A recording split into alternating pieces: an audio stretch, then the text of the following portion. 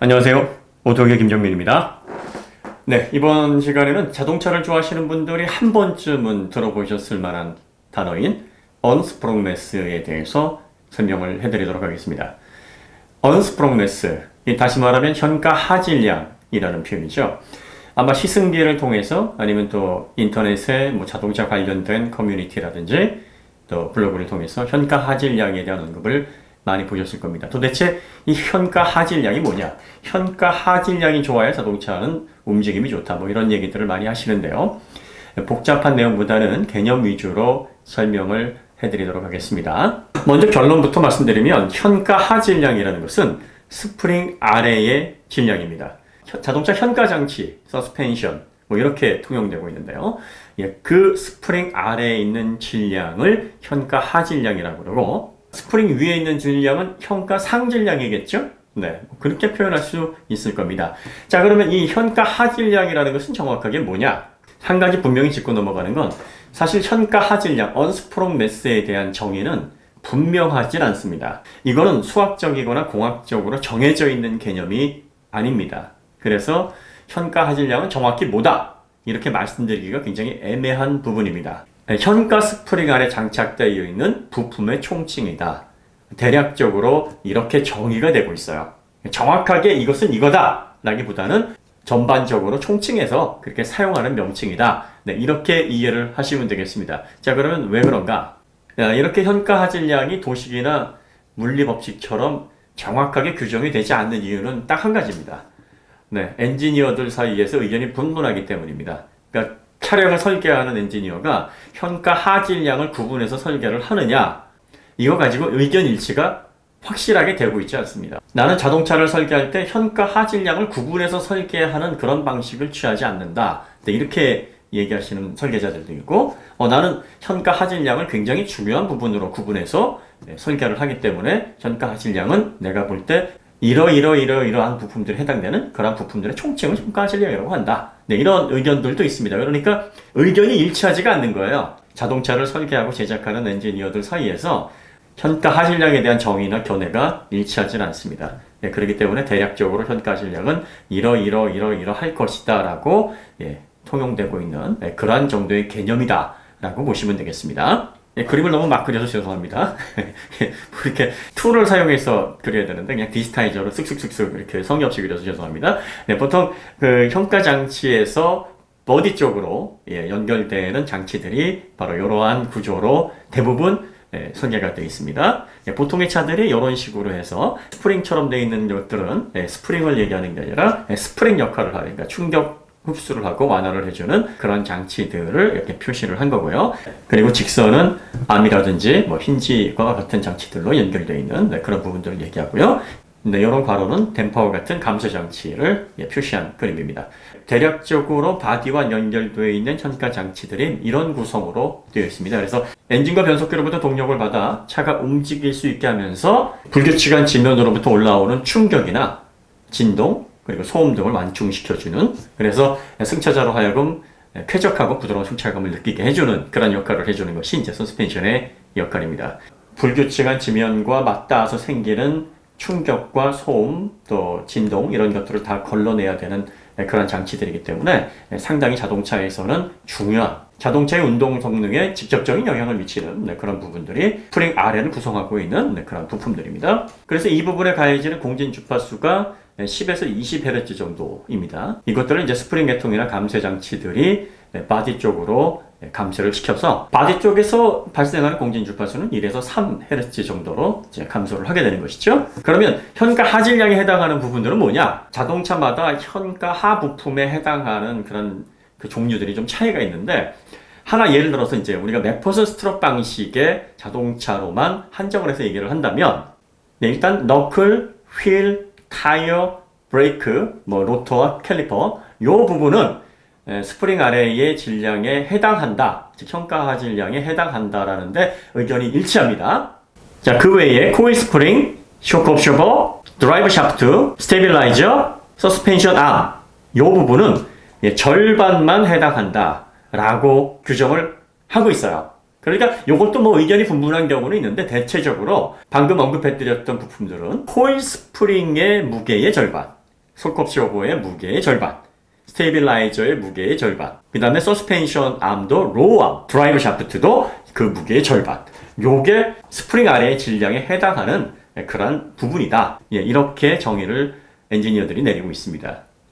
그러니까 자동차 서스펜션과 관련된 모든 부품들이 다 언스프롱 매스, 즉 평가 하질량에 해당하는 부품들이 아니라는 것이죠. 물론 이것도 엔지니어마다 정의가 조금씩 다를 수 있기 때문에 이건 이거다라고 말하기가 조금 어려운 부분이기는 합니다. 그래서 우리가 그 지오메트리 설명할 때도 좀 조심해야 될 필요가 있다고 말씀드렸는데, 그러니까 현가 하질량에 대해서 언급을 할 때도 조심해서 사용해야 될 필요가 여기에 있습니다. 맥퍼슨 트롯 방식에 대해서 설명을 했는데, 뭐 토션빔이라든지 리지드 엑셀 같은 경우에는 그 전체를 다 현가 하질량으로 봅니다. 그러니까 서스펜션의 구조에 따라서 어디까지 포함시킬 수 있는지가 차이가 있다는 점을 기억하시면 되겠습니다. 그러면 이제 스프링 매스는 뭐냐? 뭐 스프링 매스라고도 하고 스프링 매스라고도 합니다. 그러니까 상체 질량은 뭐냐?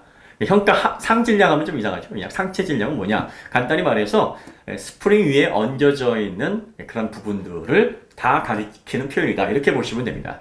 그러니까 다시 한번 강조드리지만 어디까지가 현가 하질량이고 어디까지가 상체 질량이냐, 이거에 대한 구분은 차종마다 다를 수 있고 자동차를 설계하는 엔지니어마다 의견이 조금씩 다를 수가 있어요. 그리고 또 스프링 아래의 질량을 염두에 두고 이 비중을 높게 두고 설계하는 설계자가 있는가 하면 뭐 그렇지 않은 설계자들도 있습니다. 그래서 명확하게 자동차에서는 언스프링 매스가 어디부터 어디까지이고 이게 운동에서 이만큼 차지하니까 굉장히 중요하다, 이렇게 명확하게 확정적으로 얘기하는 건 옳지 않다, 이런 의미라는 거를 기억하시면 좋겠습니다. 네, 과거에 자동차를 설계하시는 분들은 CAE를 사용하지 않으셨기 때문에 이걸 다 손으로 계산하셔가지고 어느 부분까지 이 부분이 여기에 해당되니까 이 무게를 이렇게 계산을 해서 해놓으면 현가 하질량의 비율이 어떻게 되겠구나, 뭐 이런 식으로 이제 계산을 하셨는데요.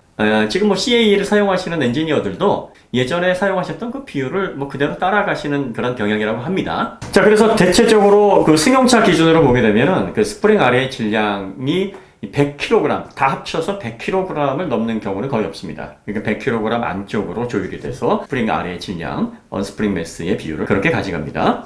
네, 그렇기 때문에 스프링 아래의 질량 1kg은 스프링 위 질량 15kg에 해당한다. 네, 이런 얘기 많이 들어보셨을 거예요. 이게 사실은 예전에 그 독일 자동차 휠 회사에서 이제 카피로 사용했던 그 문구 중에 하나인데, 그 자동차 스프링 위의 질량을 15kg 덜어내는 거와 자동차 아래 질량 1kg을 덜어내는 거는 같다, 뭐 이런 식으로 해서 사용을 했는데, 이 말에 대해서 엔지니어들의 이견이 좀 있습니다만, 뭐 대체로 그래, 뭐 맞는 얘기라고 볼 수 있다라고 이제 규결이 되고 있기는 합니다. 스프링 아래의 구조물의 질량이 줄어들면, 다시 말해서 가벼워지면, 가벼운 물체들은 어떻게 됩니까? 복원력이 좋아집니다. 그러니까 지면을 지날 때 울퉁불퉁한 길이나 파인 길에서 바퀴가 이렇게 이제 뭐 진동을 흡수하면서 움직이게 되겠죠? 그 움직임 자체가 굉장히 빨라지게 됩니다. 다시 말하면 변형됐다 복원을 빨리 한다는 얘기겠죠?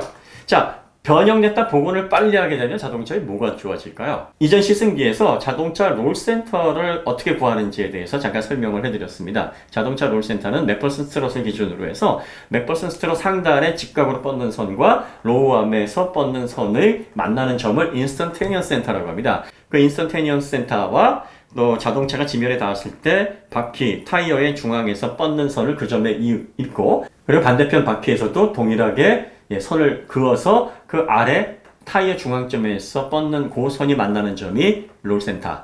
후륜도 그런 식으로 구해서, 그래서 쭉 선을 이으면 롤 엑시스. 이게 자동차의 롤의 정도를 결정하는 롤센터다. 그거를 말씀을 드렸는데요. 그 롤센터를 구하기 위해서는 가장 먼저 인스턴테니어스 센터를 구해야 되는 거죠. 인스턴테니어스가 즉각적인 아닙니까? 즉각적으로 컨티뉴어스하게 연속적으로 변하는 그런 수치라서. 왜? 자동차가 회전하면서 하중을 받게 되면 이 서스펜션 암과 쇼크 옵서버 스프링은 계속 수축 기원을 계속 반복을 합니다. 그 수축 기원을 반복한다는 것은 거리가 짧아졌다 늘어났다 이런다는 거예요. 그러면 수축될 때와 이완될 때의 그 점이 항상 변하게 됩니다. 이 점이 변하게 되면 타이어 중앙점에서 뻗는 그 점도 어떻게 됩니까? 계속 움직이게 돼요.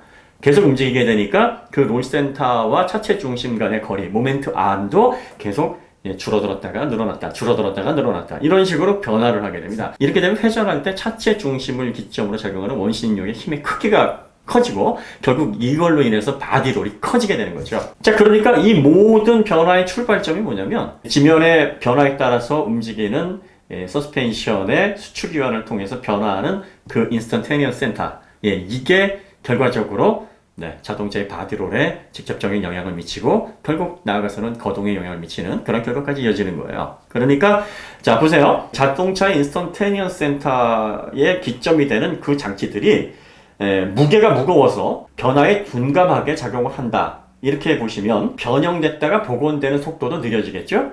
자, 그렇게 되면은 어떻습니까? 그러면 인스턴테니어스 센터가 움직이는 속도도 천천히 일어나겠죠? 그렇기 때문에 그 점을 기점으로 한 롤센터, 그리고 또 차체 중심 간의 모멘텀의 변화도 느려집니다. 변화가 느려진다는 것은 그만큼 힘이 작용하는 시간이 늘어난다는 거예요.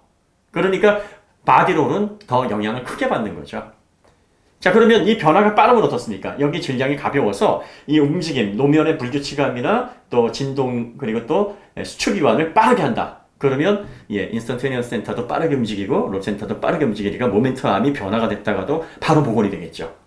자, 빨리 복원이 되니까 원심력이 작용해서 바디롤을 일으키는 그 힘도 어떻게 됩니까? 빠르게 복원이 되니까 그만큼 줄어드는 거죠. 그러니까 스프링 아래 부품의 무게를 덜어내면 자동차의 거동이 좋아진다라는 의미가 바로 이런 의미예요. 그래서 자동차의 거동을 좋게 하는 가장 손쉬우면서 안전한 튜닝 방법이 경량, 고강도 경량비를 사용하는 겁니다. 그래서 타이어, 휠의 무게를 줄여내면 그만큼 자동차의 거동이 상대적으로 좋아진다라는 말이 바로 그 말이에요. 그럼 현가 하질량과 상체 질량 간의 비율이 높으면 높을수록 자동차가 거동이 좋아진다는 얘기인데, 반대로 스프링 밑에 질량을 줄여내지 않고 스프링 위에 상체 질량을 늘리면 거동은 좋아지지 않겠냐. 근데 만약에 공대나 이과 출신이 아니신 분이 이런 생각을 딱 하셨다. 그분 천재십니다. 맞습니다.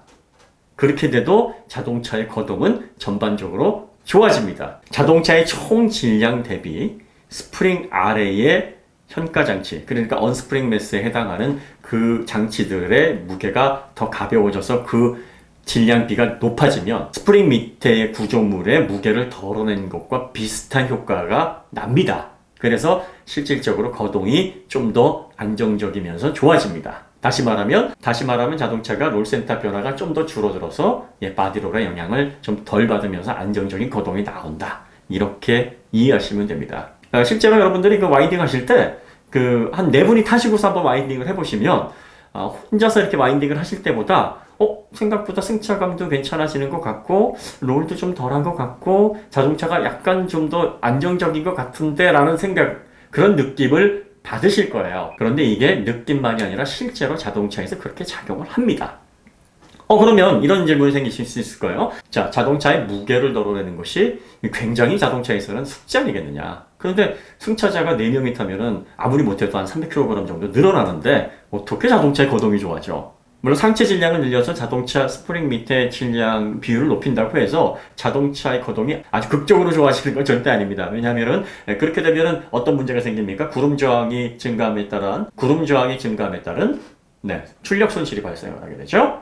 그 다음에 뭐가 발생하게 됩니까? 자동차의 총 중량이 늘어나기 때문에 자동차의 상체 중량이 늘어나게 되면 하중 이동에 더 나쁜 영향을 주게 됩니다. 그러니까 서스펜션의 움직임에 따른 자동차의 거동은 좋아지지만 그 반대로 자동차의 성능이나 자동차의 움직임을 방해하는 요소들도 같이 증가를 하게 됩니다. 그래서 특정 구간, 적당한 속도 내에서 하중 이동이 크게 걸리지 않는 한도 내에서 운전을 해보실 때는 좀 더 자동차가 좀 기민해지고 코너를 좀 잘 돌아가는 것 같고 승차감도 안정적인 느낌을 주는 것 같다. 그 정도 느낌은 아마 그 정도 느낌을 받으셨다라고 보실 수 있는데 그러한 부분들은 이런 구조적인 어떤 부분으로 인해서 기인되는 현상이기 때문에 어느 정도는 맞다. 그래서 자동차는 중량을 더 늘리게 되면 짐을 싣거나 아니면 탑승자를 더 많이 태우거나 하게 되면 전반적으로 좋아지는 것보다 좋아지지 않는 부분들이 더 많습니다.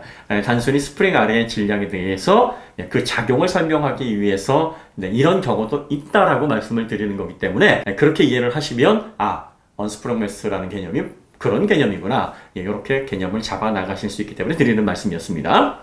저희 오토기에서 제공되는 내용들은 구독자분들이 마음껏 사용하셔도 되고요. 혹시 자동차 리뷰를 하시는 분들도 마음껏 가져다가 쓰시고 출처 같은 거를 뭐 명시 안 하셔도 됩니다. 예, 이런 지식들은 뭐 저작권이나 뭐 이런 제약 없이 얼마든지 공유를 해야 된다. 저희는 그렇게 생각을 하고 있습니다. 자동차 관련해서 복잡한 공학적인 내용이라도 최대한 이해하시기 쉽고 간결하게 전달을 해드리도록 노력을 하겠습니다. 자, 그러면 다음에 다른 주제를 가지고 다시 찾아뵙도록 하겠습니다. 감사합니다.